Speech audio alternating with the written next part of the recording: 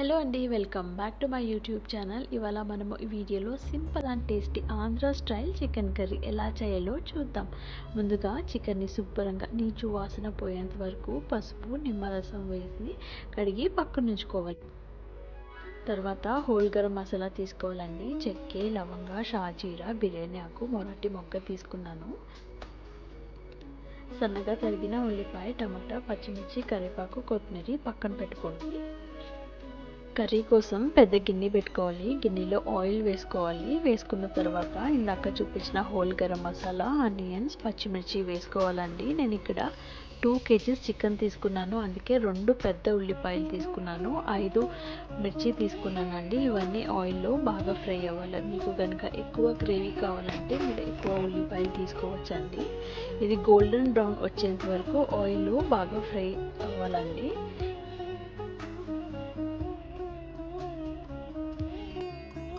చూసారు కదండి, ఉల్లిపాయ బాగా మగ్గిపోయింది. ఇప్పుడు నేను ఇందులో జింజర్ గార్లిక్ పేస్ట్ వేసుకుంటున్నాను. 3 స్పూన్స్ వేసుకుంటున్నానండి.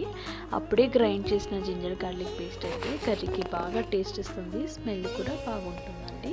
ఇప్పుడు అంతా కలిసేంత వరకు బాగా మిక్స్ చేసుకోవాలి. మిక్స్ చేసుకున్న తర్వాత మనం ఇందాక శుభ్రంగా వాష్ చేసి పెట్టుకున్న చికెన్ని వేయాలండి. ఇందులో చికెన్ని మొత్తం వేసేసుకోండి. వేసేసుకున్న తర్వాత బాగా మిక్స్ చేసుకోవాలండి. తర్వాత ఉప్పు వేసుకోవాలండి. నేను ఇక్కడ రాక్ సాల్ట్ వేసుకుంటున్నాను. రాక్ సాల్ట్ వేసే వల్ల కర్రీకి మంచి టేస్ట్ ఇస్తుందండి, హెల్త్కి కూడా మంచిదండి. తర్వాత ఇప్పుడు పసుపు వేసుకోవాలి.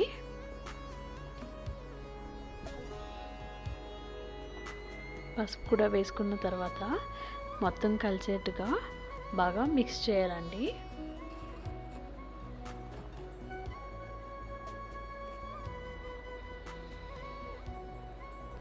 మిక్స్ చేసుకున్న తర్వాత మనము సిమ్లో మూత పెట్టి బాగా ఉడికించాలండి.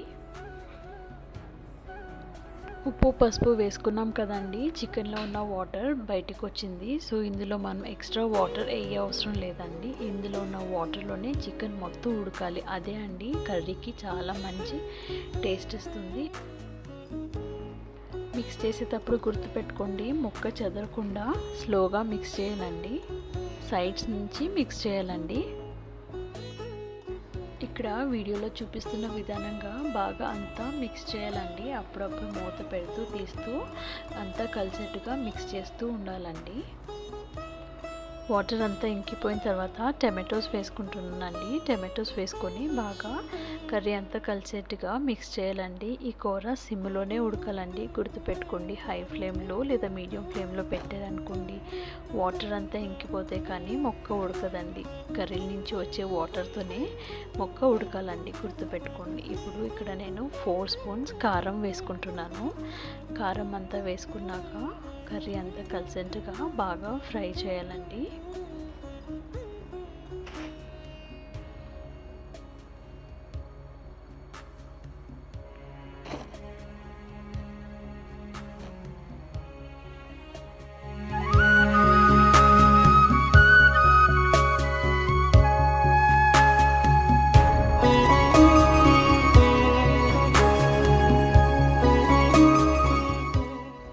ఇప్పుడు ఈ స్టేజ్లో కరివేపాకు వేసుకుంటున్నానండి. కరివేపాకు వేసుకున్న తర్వాత మూత పెట్టి కారం పచ్చివాసన పోయేంత వరకు 2 నిమిషాలు మగ్గనివ్వాలండి. తర్వాత జీలకర్ర, ధనియాలు ఇంట్లోనే వేయించి మిక్సీ వేసిన పౌడర్ వేసుకుంటున్నానండి. 2 స్పూన్స్ వేసుకుంటున్నాను. గరం మసాలా వేసుకుంటున్నానండి. ఇంట్లోనే గ్రైండ్ చేసిన చెక్క, లవంగ, ఇలాచి 3 వేసి గ్రైండ్ చేసిన పౌడర్ వేసుకుంటున్నాను. వేసుకున్న తర్వాత అంతా మిక్స్ అయ్యేలా ఒకసారి గరిటెతో తిప్పుకోవాలండి. తిప్పుకున్న తర్వాత పచ్చి వాసన పోయేంత వరకు ఒక 2 నిమిషాలు మూత పెట్టి మగ్గనివ్వాలి. కొత్తిమీర వేసుకుంటున్నాను. అంతే అండి, simple and tasty Andhra style chicken curry ready అయిపోయింది. ఈ కర్రీ రైస్ లేకైనా చపాతీలకైనా చాలా బాగుంటుందండి. ఈ వీడియో కనుక మీకు నచ్చినట్టయితే please do like, share and subscribe. చలో బాయ్ బాయ్.